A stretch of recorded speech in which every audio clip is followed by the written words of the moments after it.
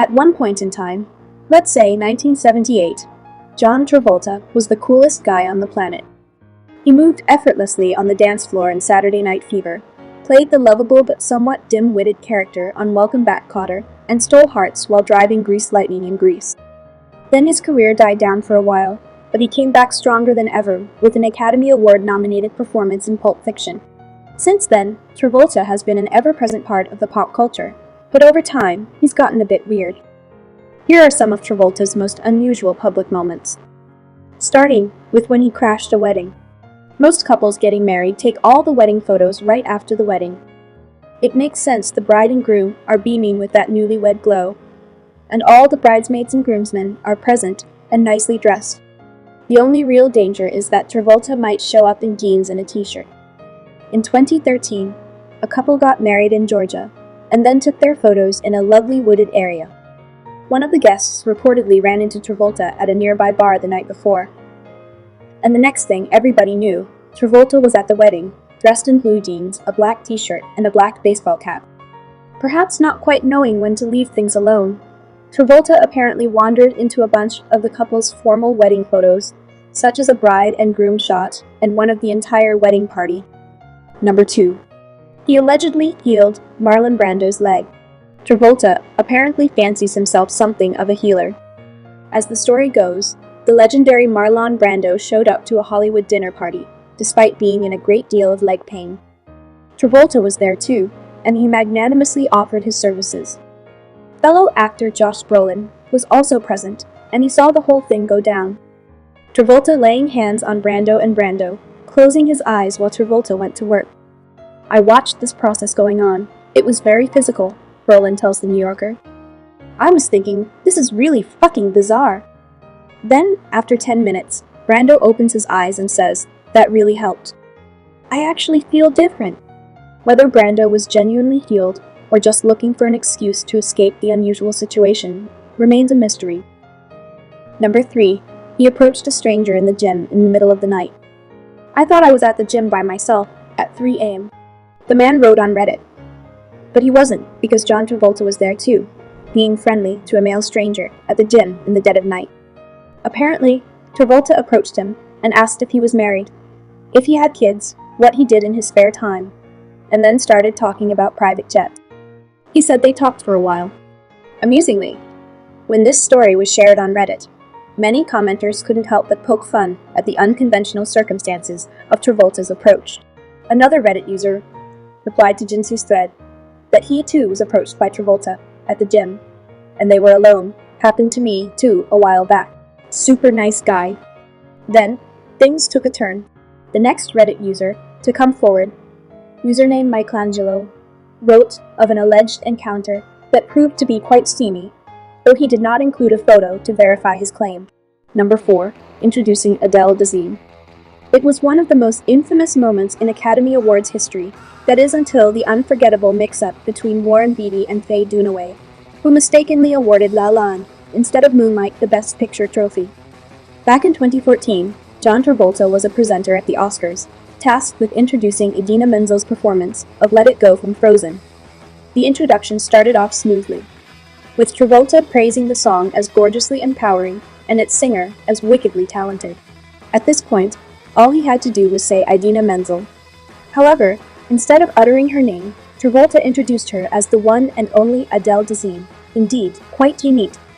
Here to perform the Oscar-nominated, gorgeously empowering song, Let It Go, from the Oscar-winning animated movie Frozen, please welcome the wickedly talented, one and only Adele Dazeem. Number 5. In the Closet. In the 1980s, a male porn star named Hal Baresi claimed he and Travolta had been entangled in a passionate love affair that lasted 3 years. He spilled this info to the National Enquirer and made claims Travolta refused to even respond to, asserting that Travolta was a bottom who loves well-endowed men. Yet the rumors persisted. There were claims Travolta was spotted frequenting Los Angeles bathhouses. Initially waved off, they resurfaced in a memoir written by interior designer Robert Randolph. You'll never spa in this town again, as he claimed he had seen Travolta at these bathhouses with other men for over a decade. Then, in 2006, Travolta was photographed in a lip lock with his male nanny, which he waved off as an innocent display of affection. Then, in 2007, in another and a very public display of affection, he kissed Kirk Douglas on the lips during an award show, and also Danny DeVito, which caused the rumors to resurface with a vengeance. In 2012, however, things really hit the fan. Two male masseuses accused Travolta of sexually assaulting them. The masseuses detailed incidents according to Vanity Fair, where the star had allegedly taken things way too far. And some of the claims are very lurid and graphic. According to the first lawsuit, Travolta began screaming at the massage therapist after his advances were repeatedly denied. The lawsuit claims Travolta told the therapist that he got to where he is now due to sexual favors he had performed in the past when he was in his Welcome Back Kotter days, and that Hollywood is controlled by homosexual men who, quote, expect favors in return for sexual activity. For Travolta, some industry insiders say win or lose in court, the real test will be the potential damage to this megastar's reputation in a town where image is everything. The confessions get even worse when it was revealed that Travolta tried to give Jeff Conway oral sex while he was sleeping. Conway's former fiancée, Vicky Lizzie, told the National Enquirer. She said that her partner, who played Kinnicky in Grease, was so upset with the incident it ended his long-term friendship with the star. She said Conway, who appeared in Grease on Broadway with Travolta before the pair were cast in the film, made the claim in a suicide note. It was left, she said, after a failed bid to kill himself in 2006. He died last May, age 60, from complications of pneumonia. She also alleged that Conway said Travolta and his wife, Kelly Preston, were locked in a sham marriage. She told Star magazine, Jeff told me that John and Kelly's marriage was an arrangement. Jeff said that Kelly knows that John is gay, and that's why she's okay with it. The same year, an alleged affair with a male pilot came to light. Joe Gotterba claimed the two had a romance that lasted over 6 years, as reported by the Daily Mail. Gotterba revealed that he had broken things off when Travolta became possessive and intense. Doe told the National Enquirer that Travolta's 1991 marriage didn't end his lust for gay sex. Gotterba says he last saw Travolta in 1992, when the actor made a startling revelation.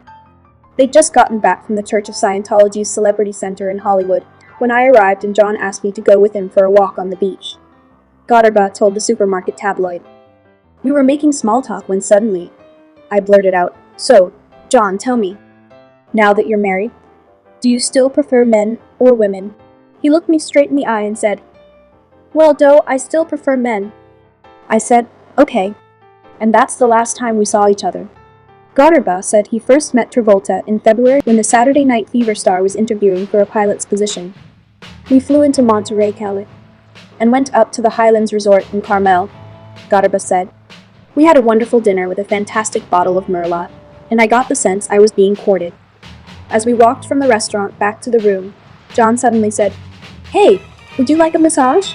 By this point, Gotterba said he knew where this high-flying hookup would touch down.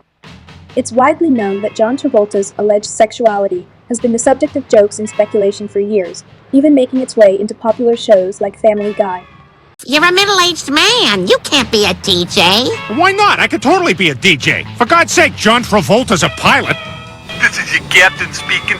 We have reached our cruising altitude. It is now safe to take off your wigs and be gay. I haven't seen this much denial since John Travolta married Kelly Preston. John, do you take Kelly to be your wife? I totally do. I mean, yes, absolutely. And I'm gonna do stuff to her too, like touch her? Yeah, touch her and kiss her and touch her penis. I mean, no, not that. We've been up here for 4 days. Why did you drive the car into the air if you didn't know how to get it back down? Look, Sandy, it seemed like a good idea at the time. Obviously, I didn't think ahead. It's so cold. Let's cuddle together for warmth. I'm warm enough. A private plane? How'd you swing that, Quagmire? Well, let's just say I walked in on John Travolta with not Kelly Preston. Numerous celebrities, including Carrie Fisher and Margaret Cho, have attempted to out Travolta's sexual orientation, and various individuals have come forward with claims of additional incidents. Jim Carrey and Ewan McGregor, two heterosexual actors pretending to be gay. So the complete opposite of some famous Scientologists then. What? Fisher, apparently she outed her old friend John Travolta, who often enlists his legal team to quash rumors that he's gay. In a new interview with The Advocate, she says, quote, "Wow, I mean, my feeling about John has always been that we know and we don't care. Look, I'm sorry that he's uncomfortable with it, and that's all I can say. It only draws more attention to it when you make that kind of legal fuss. Just leave it be. We know and we don't care." Who's we exactly? You think Kim Jong-il knows about it? Yeah, right. Who knows about it? I bet he does. Really? Who knows about this? I love Carrie Fisher. I think she's great. She's so smart and funny. But I thought that was kind of uncool. It's outing somebody if it's true or not true. It's not cool to out someone, and I couldn't be gayer, but I don't want anyone else outing me. I'll out myself. You're gay? You're so macho. I can't. No, really. Don't. You're a cute gay guy, I'll tell you that. Thank you. You are cute. Now, I think you're attracted to me. Thank you, sweetie. Do you need attracted to John Travolta, too? Ask Carrie Fisher. But now, should Carrie be worried that the Scientologists will get her for this? They will definitely get her. I'm sure of that. I mean, I'm sure she's like on the next... I don't even think we're allowed to say the word Scientologist. John Travolta, as a Scientologist, would not want to be seen as being gay or actively gay because of the public relations aspect of Scientology's promises to be able to cure gay behavior. That's one part of it. So internally it would be important for him to maintain an appearance or an activity of being straight. All right? Now, in my experience, I have a friend who lives in Los Angeles who was hit on by John Travolta last year in a sauna. This is a very handsome young man, and John Travolta was in a sauna with him, and he hit on him with Quentin just before he left for Las Vegas. John Travolta, who was John Travolta. He was here. Yeah, he was here doing something for Qantas, and well, Qantas, and I. That's the fag I want to have so bad. He's okay. Don't tell anybody. All right, I'm gonna get in trouble, but I'll just tell you, he is so gay. John Travolta is so gay. No, not just gay. Like he's not just gay. Like he doesn't just like men. Oh, he is like Oscar Wilde gay. And so, like he is that motherfucker. He's just like fucking like Lord Byron gay. Like that kind of crazy, like incredibly flamboyant gay. Like he wears a cravat to soak up all the semen.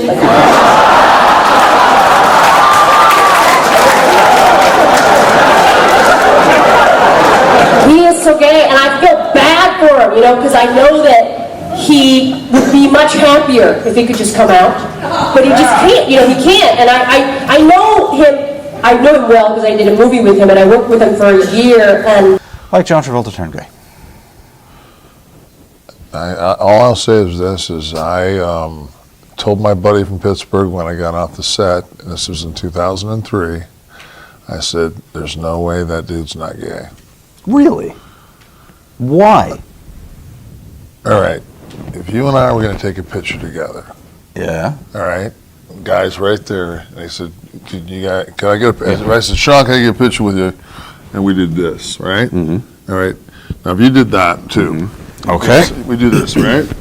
Buddy shot. Mm-hmm. Now, that's a buddy shot. Now, if I go from there, and my hand goes in here. It's on my waist for anyone that's going to be wise ass. That's a little creepy. Gave you a hug, kind of. And then when I was in the makeup trailer, and he walked in, and he said he walked in behind me. I didn't have a shirt on, and he went. A normal guy would say, "Fuck, you're a big guy. You're a big old boy, not." Wow. You're a big one. Wow. Okay, you can stop. Kind of working, eh? But that's shocking. So brazen like Come that. on, fucking he. So brazen. You always heard this, but like it's nobody can dance like that. It's not fucking. It's not even possible. It's not for anyone else to say. Do you think his dream came true when he was in Hairspray? And why?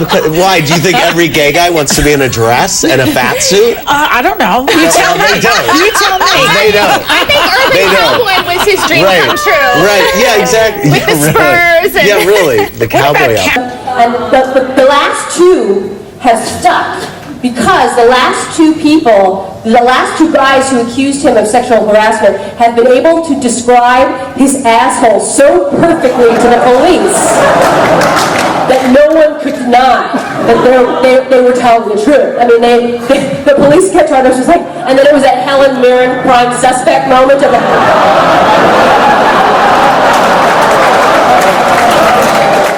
I think the most obvious person that's in the glass closet is John Travolta. I mean, every tabloid... Allegedly, I have to say allegedly, or else they'll sue me again.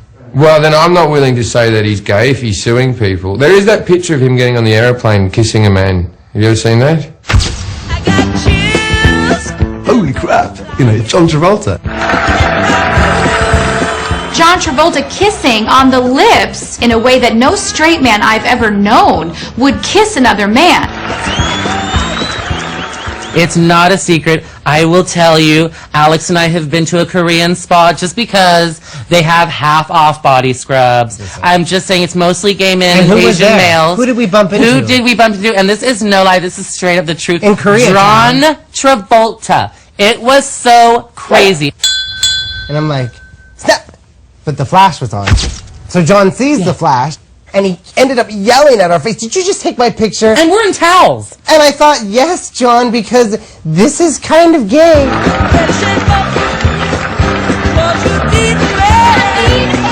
One of the American tabloids outed John Travolta years ago. The public doesn't always want to believe it's true, and therefore, when the magazine outs the celebrity, not only do they risk a multi-million-dollar lawsuit, their sales are abysmal. So now I'm at the locker, Alex is at the locker, we're standing there.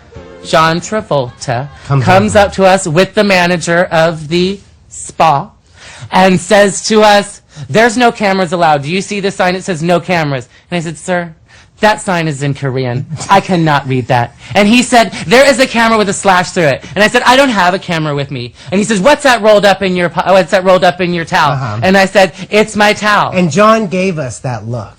That look. Come on, we're brothers. Come You're not on, gonna do you this know, to don't me. do this. Sad story, though. Yeah, it's...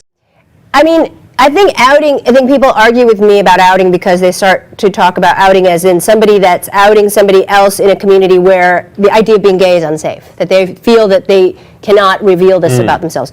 But I don't think that John Travolta is in any danger of bullying.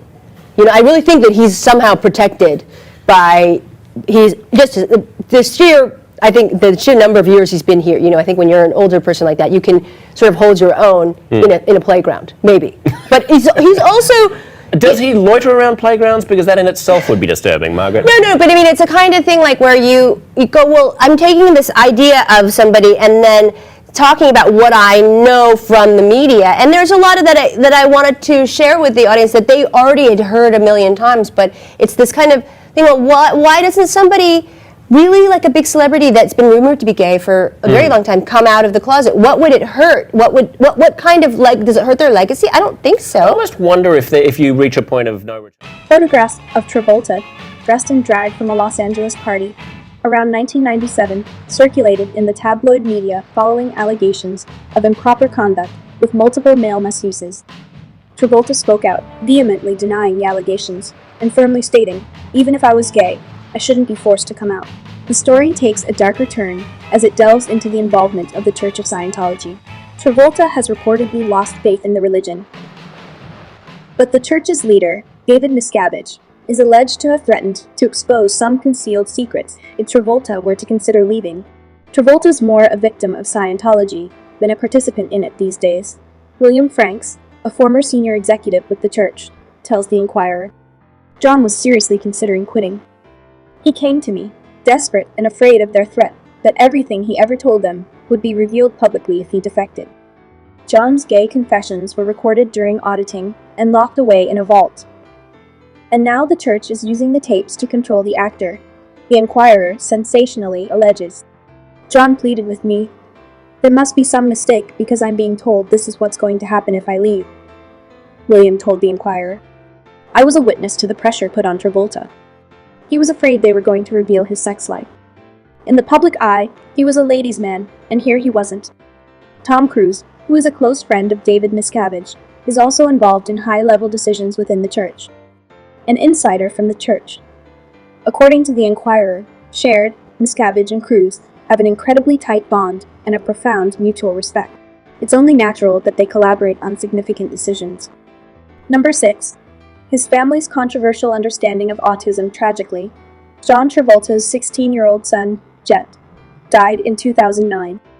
The teen's death proved increasingly mysterious.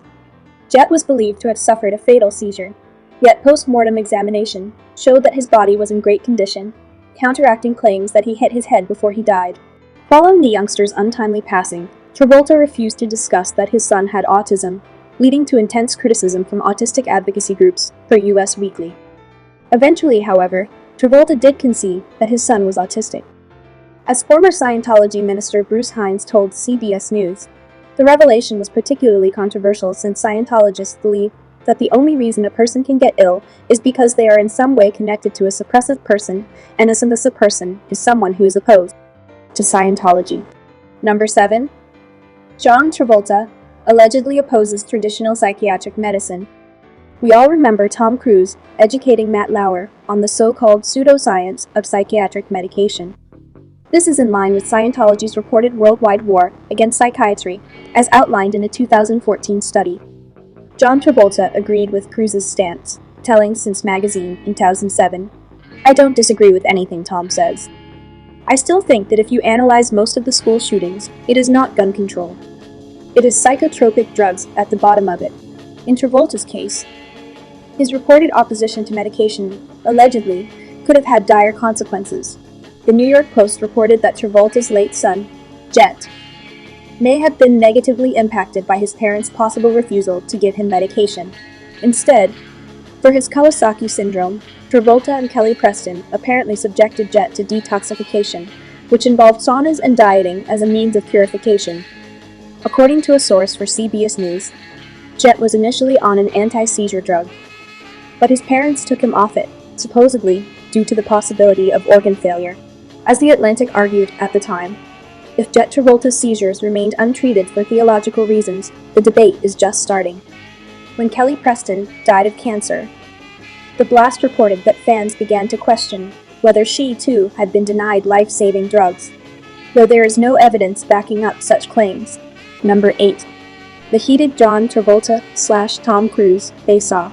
As two of the most influential figures in Scientology, one would assume that John Travolta and Tom Cruise have a lot in common. Unfortunately for Travolta, it would appear that his frenemy is more adept at reaching the higher echelons of David Miscavige's organization. Sources have alleged that two of Scientology's most famous devotees have major beef.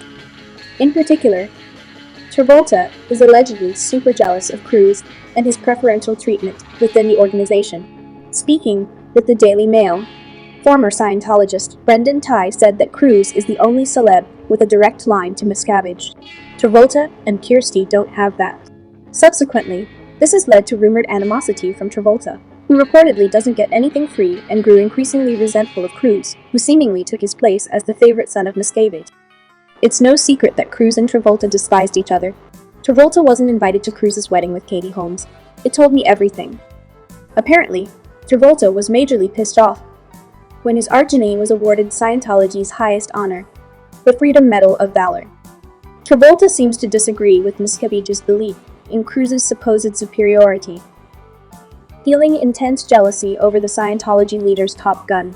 One may wonder why Travolta is supposedly compelled to be Miscavige's #1 follower, particularly when the church's higher powers are notorious for their alleged shady dealings. Number 9. He snuck up on Sylvester Stallone. In an interview on The Joan Rivers Show, John had the audacity to sneak up on Sylvester, which nearly gave the poor guy a heart attack. Because what he does in this dance. Oh, no.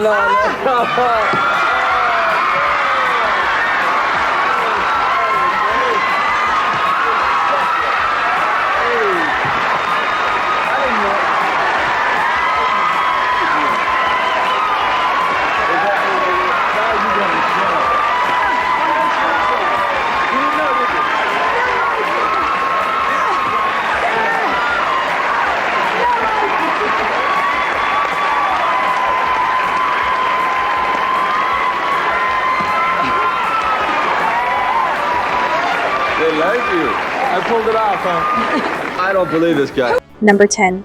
Travolta's creative clash with Tarantino in Pulp Fiction. During the filming of Pulp Fiction, Travolta found himself at odds with director Quentin Tarantino. In a heated debate, John argued that Vincent should experience the same torturous ordeal that Marcellus underwent, believing it would enhance Vincent's character development. Although this subplot had no direct connection to the film's central storyline, Travolta's insistence on it drew criticism from many quarters. The scene was undeniably brutal, to the point where Uma Thurman, who played Maya Wallace, had reservations about her involvement in the film.